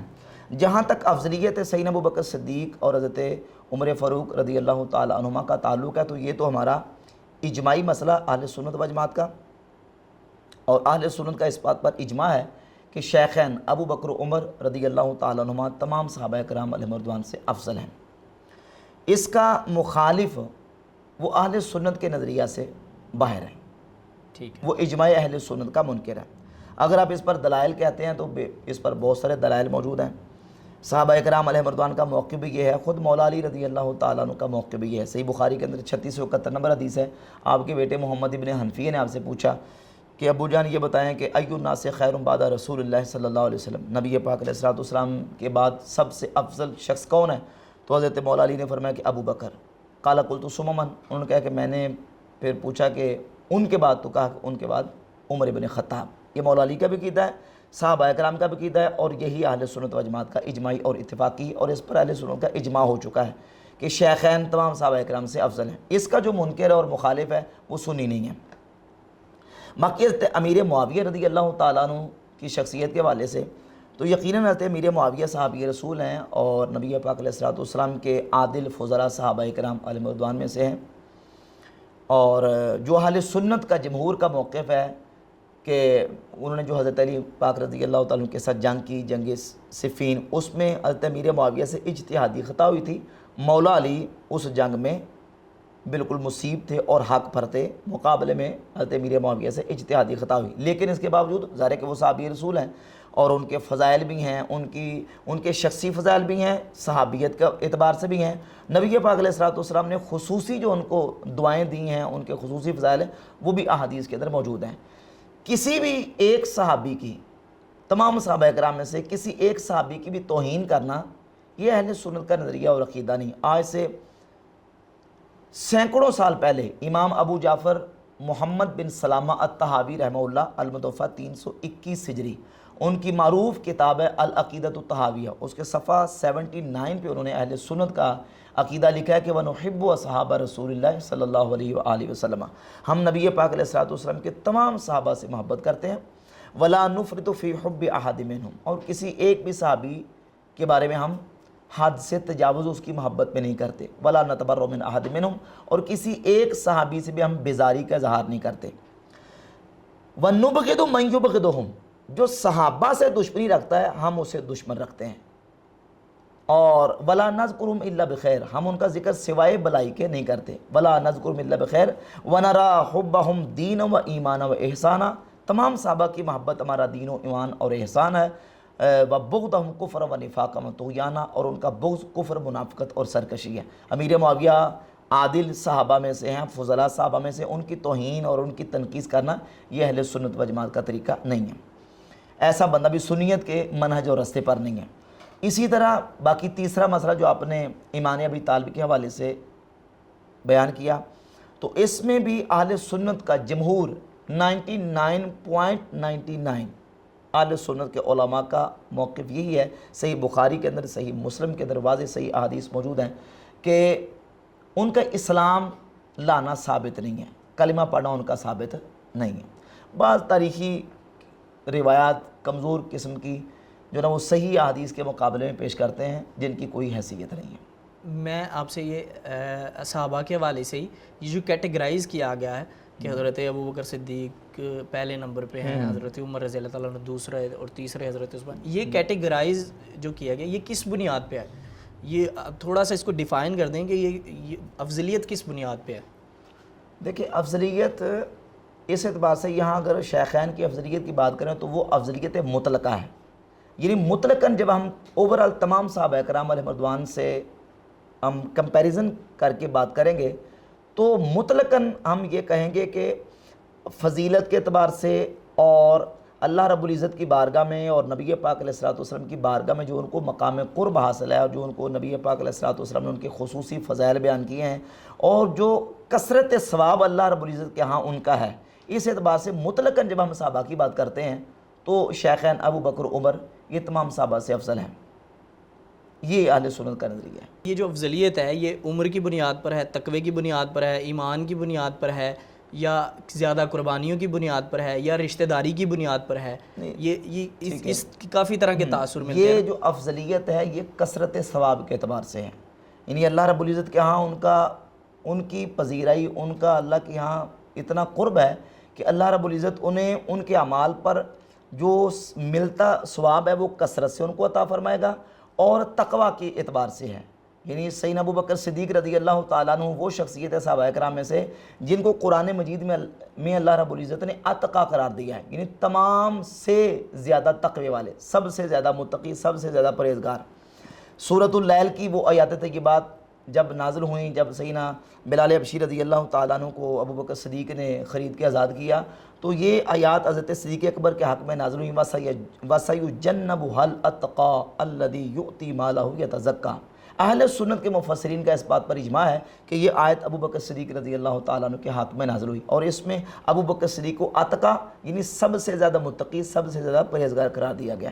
تو تقویٰ کے اعتبار سے، کثرت ثواب کے اعتبار سے، اللہ اور اس کے رسول کی بارگاہ میں مقام قرب کے اعتبار سے ان کا جو مرتبہ تمام صحابہ سے زیادہ ہے۔ میرا ایک سوال فرقہ واریت کے حوالے سے ہم کر رہے تھے، تو اس میں ایک رہ گیا تھا، تو وہ میں چاہتا ہوں کہ وہ میں اب اس کو کر لوں کہ جب ہم غیر مسلم کی کسی کی تبلیغ کرنے کی کوشش کرتے ہیں تو وہ ہمیں ایک تانا دیتا ہے کہ تم تو خود جو ہے وہ بٹے ہوئے ہو، کوئی سنی ہے، کوئی وابی ہے، کوئی شیعہ ہے، تو میں نے کدھر جانا ہے مجھے بتاؤ۔ تو اس کو ہم کیسے ڈیفائن کر سکتے ہیں کہ کسی کو کیا ہم بتائیں کہ کس کو آپ نے فالو کرنا ہے اور کیسے کرنا ہے؟ پہلی بات یہ ہے کہ غیر مسلم کوئی تو ہوگا نا، وہ ہندو ہوگا، وہ سکھ ہوگا، وہ عیسائی ہوگا، بالکل، تو وہ تو خود بٹے ہوئے ہیں۔ ظاہر ہے ان کے ہاں بھی تقسیم تو ہے، ان کے ہاں بھی تقسیم تو سب مذاہب اور سب ادیان کے اندر ہے، تقسیم ان کے اندر بھی ہے۔ ظاہر ہے کہ وہ کسی نہ کسی سیکٹ سے اپنے جو ان کا مذہب ہے وہ آیا ہوگا نا، تو جس میں پہلے تھا اس کو وہ کچھ سمجھتا ہوگا نا۔ اب جب وہ دین کی طرف آئے گا تو اس کو ہم مجموعی طور پہ پہلے دین اس کے سامنے رکھیں گے، جو ہمارا جو بنیادی چیزیں ہیں وہ رکھیں گے، اور پھر آگے جو تفصیلی چیزیں اس کے سامنے آہستہ آہستہ پیش کرتے جائیں گے۔ اور جب ہم ظاہر ہے کہ ہم اہل سنت کے عقیدے کو حق پہ سمجھتے ہیں تو ہم تو اسے یہی کہیں گے کہ یہ رستہ مسلمانوں کا ہے جو نبی صلی اللہ علیہ وآلہ وسلم نے جو مومنین تیار فرمائے تھے، ان کا پہلا طبقہ، ان کے پہلے طبقے سے لے کر آج تک مسلمانوں کا جو بڑا گروہ اور مسلمانوں کو جو سواد اعظم چلا رہا ہے وہ اہل سنت و جماعت ہے، تو ہم تو اس کو ریفر کریں گے سنیت کی طرف کہ اہل سنت کی طرف آؤ۔ ایک بہت بڑا سوال جو میرا خیال ہے کہ اگر پہلی ویڈیوز انجینئر صاحب کی دیکھیں نا تو وہاں سے شروع ہو کے تو آخری دیکھ لیں تو وہاں تک ہمیں 80% تو ملے گا، چشتی یا رسول اللہ اور تھانوی یا رسول اللہ۔ اس کو آپ نے بڑے اچھے طریقے سے ریبٹل کیا، وہ میں اس ڈیفینیشن میں نہیں جا رہا کہ آپ اس کے بارے میں، آپ کا جو موقف تھا ایک مناظرے میں جو اسی ٹاپک پہ ہو رہا تھا جس کو وہ اکثر انجینئر صاحب دکھاتے بھی ہیں، اس میں، اور آپ نے جو ویڈیو بنائی اس میں آپ کے موقف میں کچھ ڈفرینس تھا، مطلب وہاں کچھ اور موقف تھا، یہاں ویڈیو میں کچھ اور موقف تھا، اس کو آپ کیسے ڈیفائن کریں گے؟ تھوڑا سا یہ بتا دیں کہ جو وہاں میں نے موقف دیا تھا وہ کیا تھا؟ وہ جب وہ سننے میں یہ لگ رہا تھا جو میرا کوئی موقف اس میں آپ نے وہ سبحان اللہ کہا تھا، وہ جو موقف بیان کر رہے تھے اس پہ، اور وہ موقف یہ ڈیفینڈ کرنے میں تھا کہ مطلب آپ یہ سمجھ وہاں پہ جو لوگ بیٹھے تھے، جس جماعت میں آپ بیٹھے تھے، وہ جماعت پہلے یہ آپ نے دیکھنا ہے کہ سبحان اللہ کس نے کہا تھا، یہ بھی آپ نے طے کرنا ہے، ٹھیک ہے۔ دوسرا یہ کہ کس بات پہ کہا تھا، یہ دو بنیادی چیزیں ہیں، سبحان اللہ کس نے کہا تھا اور کس جگہ پہ، کس لفظ، کس جملے پہ کہا تھا، اور تیسری بات آپ نے یہ دیکھنی ہے کہ آیا کہ مناظرہ اسی عبارت کے اوپر تھا، چشتی رسول اللہ والی عبارت کے اوپر مناظرہ تھا، تو اس کا تینوں کا جواب مجھ سے لے لیں آپ۔ میں تیسرے سوال سے پہلے آغاز کرتا ہوں۔ پہلی بات یہ ہے کہ یہ تقریباً 11 سے 12 سال پرانی بات ہے، بالکل مناظرہ ہوا اہل سنت و جماعت بریلویوں اور غیر مقلدین وہابیوں کے مابین۔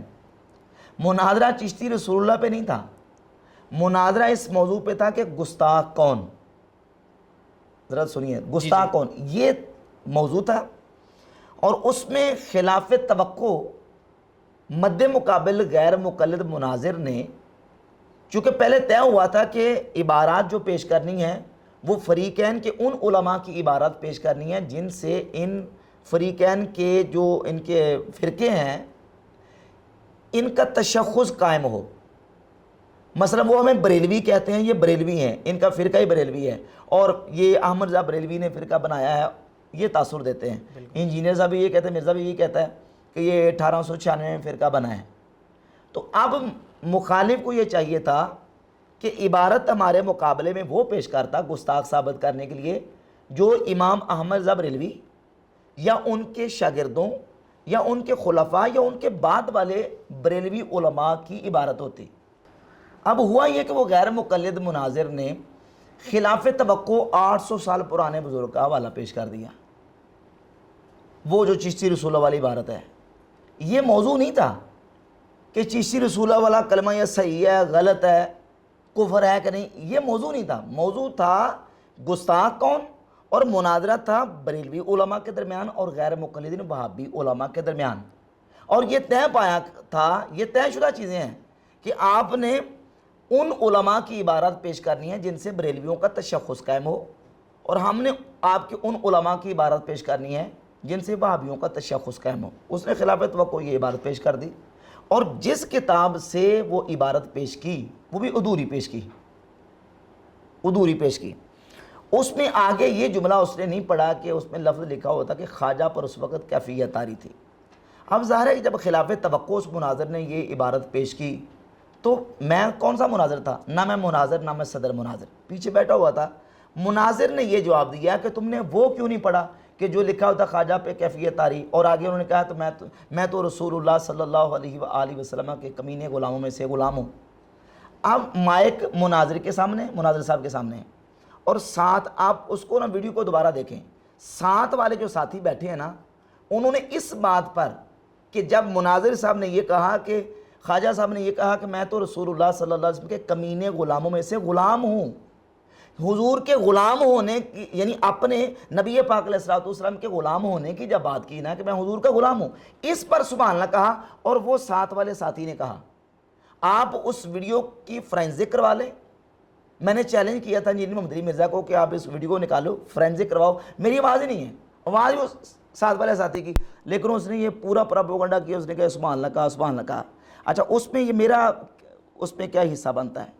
نہ میں مناظر، نہ میں صدر مناظر، اور رہ گئی بات سبحان اللہ کہنے کی، وہ کہا بھی اس بات پہ کہ میں تو حضور کے غلاموں میں سے غلام ہوں، اور کہا بھی دوسرے ساتھی نے۔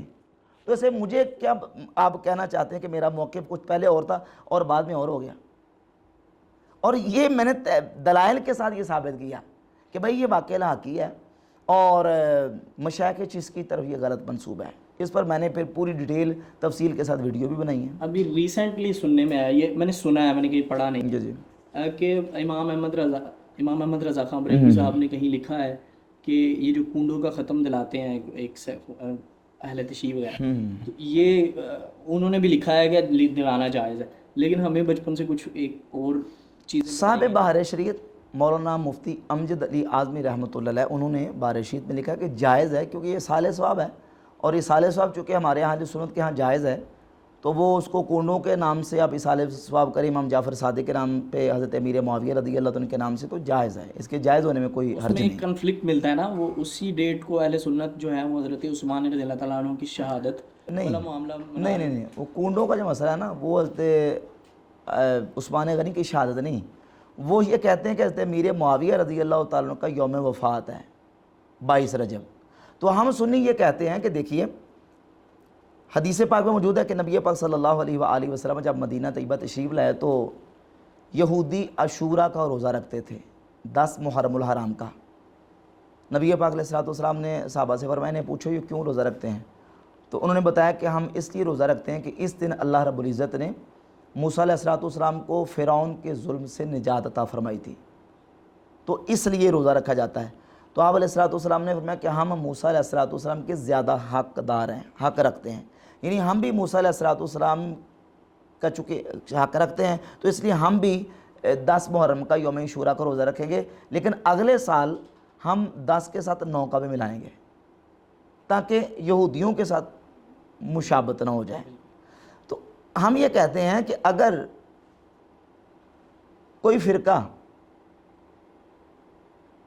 کسی اور وجہ سے یہ اصال ثواب کرتا ہے یا اس کو مناتا ہے، تو ہم کہتے ہیں کہ اس دن حضرت امیر معاویہ رضی اللہ تعالیٰ عنہ کا بھی اصال ثواب کریں، ان کو امام جعفر صادق کو بھی کریں، تاکہ ان کے ساتھ نامشابہت ہو، ان کے ساتھ اختلاف بھی ہو جائے، اور اہل سنت کا نظریہ اپنی جگہ پہ قائم رہے۔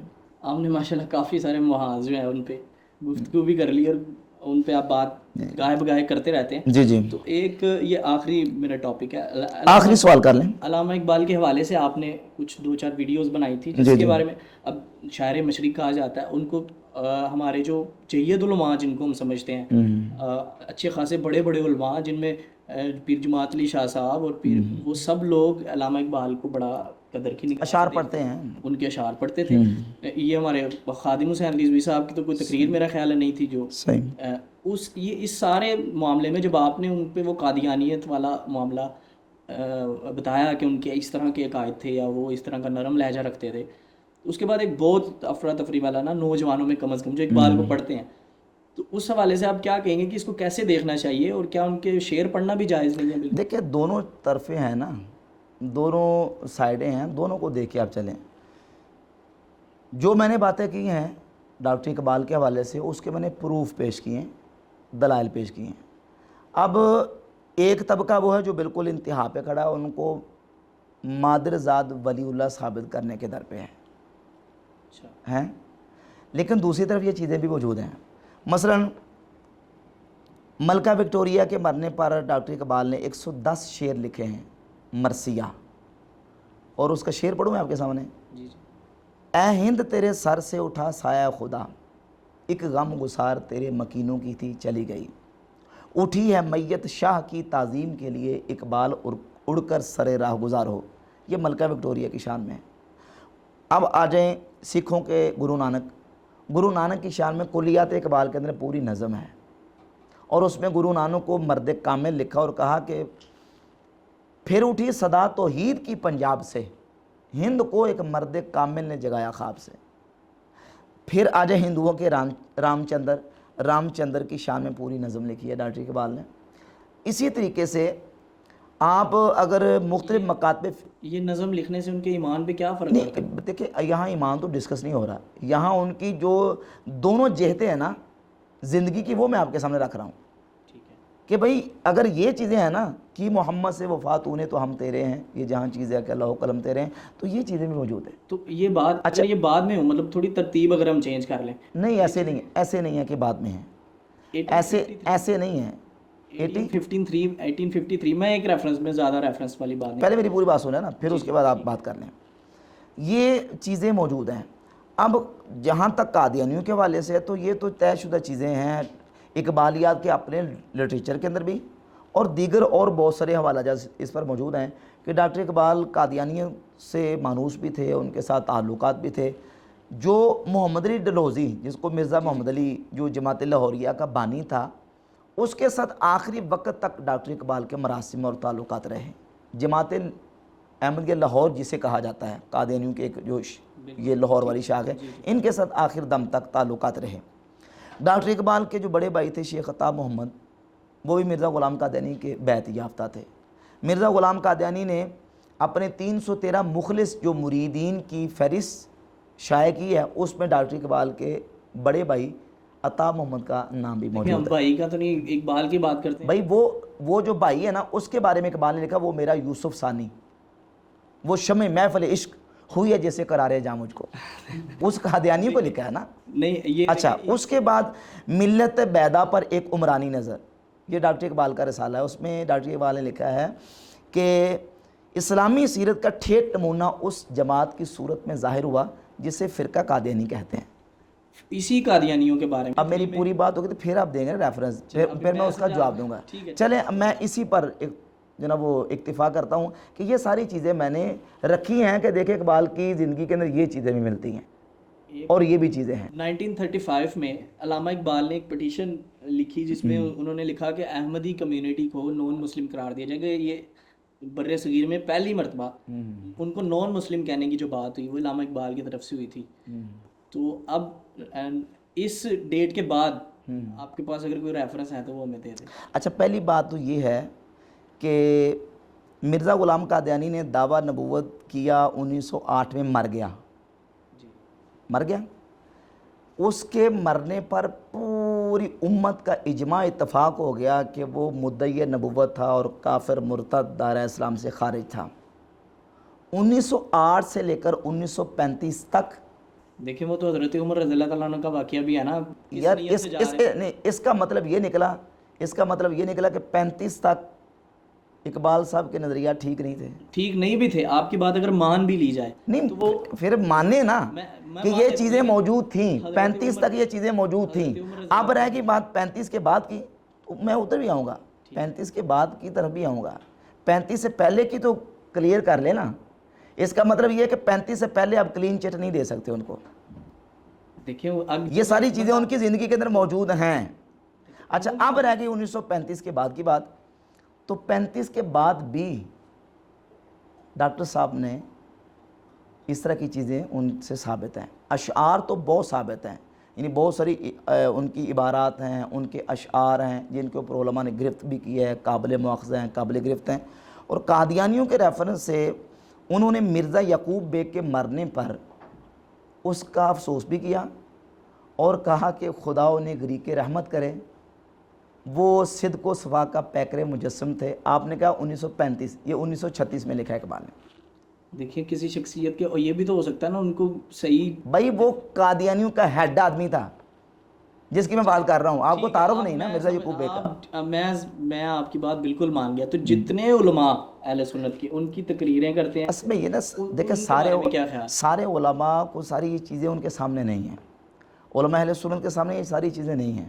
دیکھیں آپ کسی بھی عالم سے جا کے پوچھ لیں کہ دیکھیں کہ یہ چیزیں آپ نے پڑھی ہیں دیکھی ہیں, وہ کہیں گے نہیں ہماری تو نظر سے نہیں گزری یہ چیزیں. جب آپ خود کہہ رہے ہیں کہ میرے دادا جی بڑے ایکسپرٹ تھے اقبالیات کے, تو دادا جی نے آپ کو یہ ساری چیزیں بتائیں نہیں بتائیں, اس کا مطلب یہ کہ ان کے پیش نظر نہیں تھی. میرے پاس کافی سارے ریفرنسز ہیں ان کے لکھے ہوئے جو یہ ثابت کرتے ہیں کہ علامہ اقبال قادیانیت سے بڑے متنفر تھے اور ان کے بڑے خلاف تھے. بھائی گزاری ہے کب اگر ہمیں یہ مل گیا کہ وہ خلاف تھے تو میرا خیال ہے پازیٹیو بات لے لینی چاہیے. میں کون سا مطلب کہ کلہڑا لے کے کھڑا ہوں, لیکن گزاری یہ ہے کہ یہ چیزیں ہیں ان کی زندگی کے اندر. اور جہاں تک آپ نے 1935 کی بات کی, اس پر بھی بحث ہو سکتی ہے کہ 1935 میں جو اختلاف چلا ہے وہ اختلاف کیوں چلا ہے. اب اس پر بات ہو سکتی ہے. پنجاب کونسل کی صدارت ہے, کشمیر کمیٹی کی صدارت ہے, یہ کچھ سیاسی ایشوز بھی ہیں, یہ آن دا ریکارڈ موجود ہے. تو پھر ان علماء کے بارے میں کیا, وہ کیسے یہ ہو سکتا ہے کہ جی آپ نے کسی کو نہیں مطلب بتایا, کوئی ایک مثال ہو. دیکھیں میں تو آگاہی دے سکتا ہوں, جس طرح میں نے چیزیں سوشل میڈیا پہ نہیں ڈسکس کی, میں نے دکھائی ہیں آن کیمرہ, حوالہ جات دکھائے ہیں, ساری چیزیں لوگوں کے سامنے رکھی ہیں. میرے تو اس پر بیانات باقاعدہ کلپس میں نے ریکارڈ کروائے ہیں کہ ڈاکٹر اقبال صاحب کا یہ موقف تھا, یہ نظریہ تھا, مطلب کہ وہابی غیر مقلدین کے بارے میں یہ تھا, دیوبندیوں کے بارے میں یہ تھا, اور آغا خانیوں کے بارے میں یہ تھا, قادیانیوں کے بارے میں یہ تھا. یہ ان کے اشعار ہیں جس پر علماء نے کلام کیا ہے, اور یہ ان کے قابل مؤاخذہ جو نا وہ ان کے خطوط ہیں, ان کے کلام سے میں نے بہت ساری چیزیں پیش کی. اچھا, اس سے آپ پیور ان کو قادیانی سمجھتے ہیں یا اس کے علاوہ؟ نہیں, میں نے کبھی نہیں کہا, میں نے نہ اپنے میں نے اپنے نہ بیان میں کہا ہے, نہ میرا کوئی اس طرح کا کوئی آپ ریفرنس یا کوئی اس طرح کا کوئی حوالہ کوئی نہیں دکھا سکتے. آخری آپ جواب دیتے ہیں عبارتوں سے ریلیونٹ کہ اگر ہم یہ عبارتیں لیٹس سپوز ہم اس کو پے آف کر دیتے ہیں, عبارتیں کون سی؟ جیسے یہ چشتی رسول اللہ والی یہ تمام عبارتیں کتابوں سے نکال دیتے ہیں, اس سے کیا دین پہ کیا اثر پڑتا ہے اگر ہم کہتے ہیں ٹھیک ہے جو وہ جانے بزرگ جانے اللہ جانے؟ یار یہ چیزیں ہمارے اختیار میں نہیں ہیں, تو نکال دیں, ساری کتابیں ختم کر دیں, ساری کتابیں ہماری طرف سے ختم کر دیں. ہم جب کتاب ہم کتاب کو معتبر مان ہی نہیں رہے, مستند مان ہی نہیں رہے, تو عبارت نکالنے کا کیا مطلب ہوا؟ ہم تو کہتے ہیں پوری کتابیں ہمارے نزدیک کتاب ہی مستند نہیں ہے, ختم ہوگی بات. ایسے کلیئرلی سر ایک دفعہ کہ بھائی میں نے کہا ہوا ہے, آپ میری بیانات آپ نے سنے نہیں ہیں. مطلب اس سے کلیئرلی سر بات کیا, اس سے بڑی ذمہ آ جائے گا وہ بزرگ جانے اللہ جانے کی. یار یہ اصل میں نا آپ بڑا محدود سوال کر رہے ہیں, یہ صرف یہ ایک کتاب نہیں ہے, یہ کتابیں ہیں. اور پھر ایک منٹ, پھر جس کتاب کے بارے میں جو بندہ کلیم کرے گا نا کہ دیکھیں اس میں یہ چیز ہے, تو اس کتاب کو بھی بیان کرنا ہوگا, اس کتاب میں سے عبارت بھی نکالنی ہوگی. اصولی طور پہ ایسے ہوتا نہیں ہے.